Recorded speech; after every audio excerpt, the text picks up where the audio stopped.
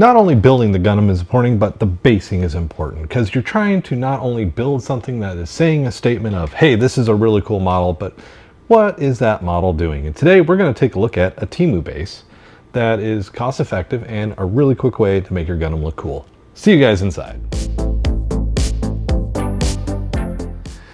Hey guys, it's me again. I am back with another Temu purchase. As you can see in front of me, this little quick build base for your 1/144 Gundam is a pretty cool little kit. And this one, as again, I said, it came off Temu. I think it was like $7.50 for this little base. Now, this is not what it looks like when you get it in the package. It is actually just straight black plastic. I've been working on mine. I've done some decal work. I've done a little bit of paint. I've got a lot more painting to do. And again, this 1/144 Gundam is not the one that's going to live in it. It's just one I had built. So again, Temu purchase. I've got to get off this website.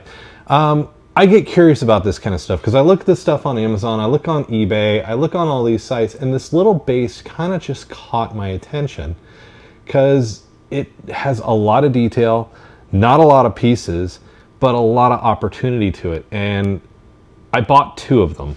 So this is what you actually get when you purchase it. This is how it comes. So this is the actual plastic connectable base. And the cool thing about it is you can connect multiple and create multiple different bases, which is really cool for something like this.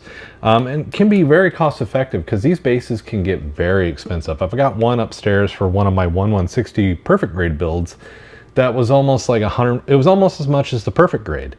So it's kind of one of those things, these simple little bases like this are really nice to work with.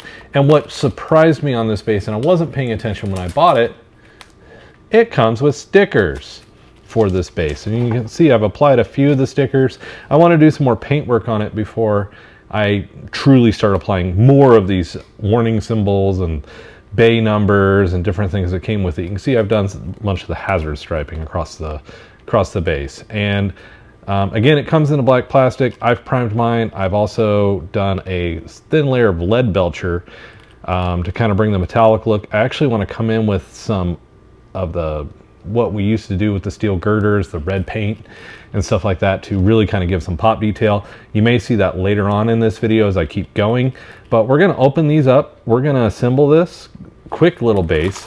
I'm only going to do a single set. I'm not going to do the expanded sets, but what's really cool is you can add these on, stack them, and create basically a wall stack out of these for all your Gundams, as you can see here. So it gives a lot of versatility. And at a $7.50 currently at a $7.50 price tag, I mean, how can you hate something like this? So let's get this opened up, let's get this packaged, and let's get some paint work on this to make this base really stand out. So hope you guys enjoy.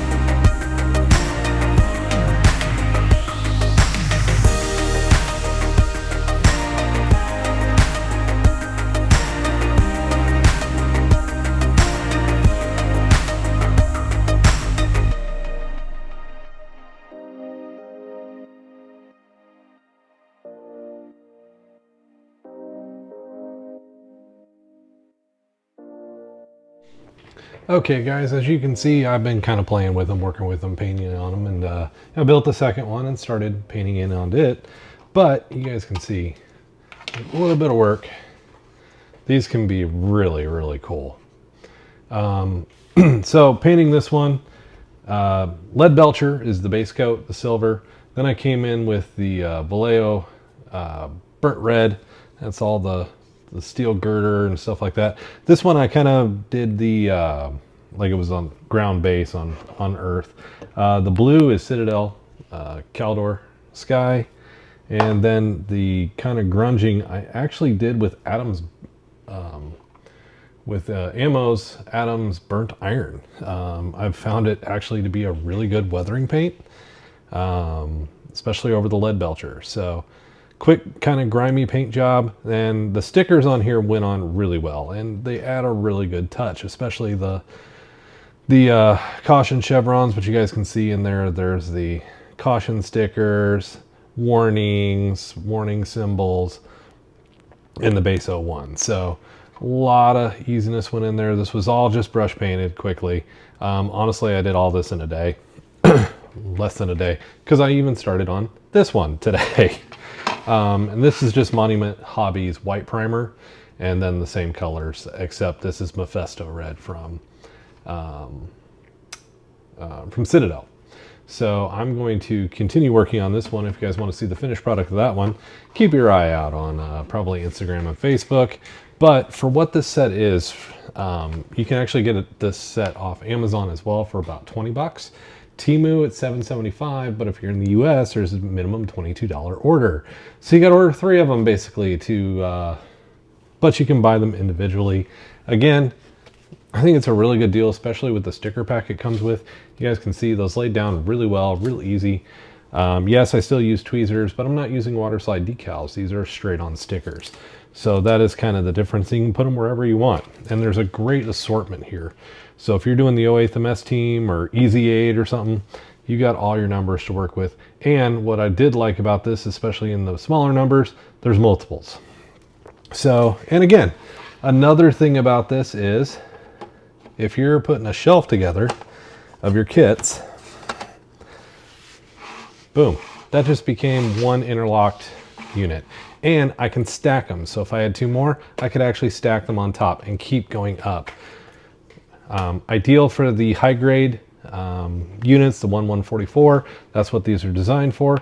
But you potentially could sneak a 1100 in here with a second wall up top to increase the height, and possibly not these middle girders. So that's what's really cool about it, is you can make this one big thing, but the fact that I can have different Gundams, different scenes, make these really, really nice bases, and the cost of them is actually honestly kind of ideal. So keep your eye out for the finished product on this one. I'm kind of going for more, this was a ground base, this is a space starship, hence the difference in the colors.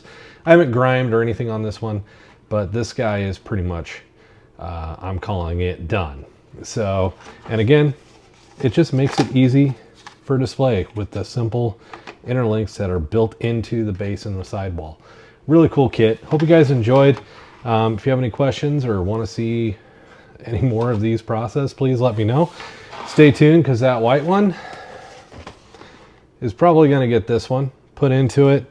And well, you know, we got to add some of the final touches of some 1144 crew and maintenance staff, and I'll look around and see if I can find some 3D printable stuff to add in there, like tool carts and barrels and all that fun stuff. So hopefully you guys enjoyed the content. Hopefully you guys find these bases useful, because they don't have to just be Gundam. Now, unfortunately, as far as like Warhammer or Imperial Knights, the armatures probably would work in this, but I don't think a Knight would work very well unless you did the connection and did the upper level, because the Imperial Knights are quite big. So kind of keep that in mind. But I was even kind of looking at another unit that I'm going to be painting on here very soon.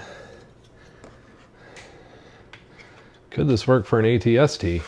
And it would be extremely tight to get one in there.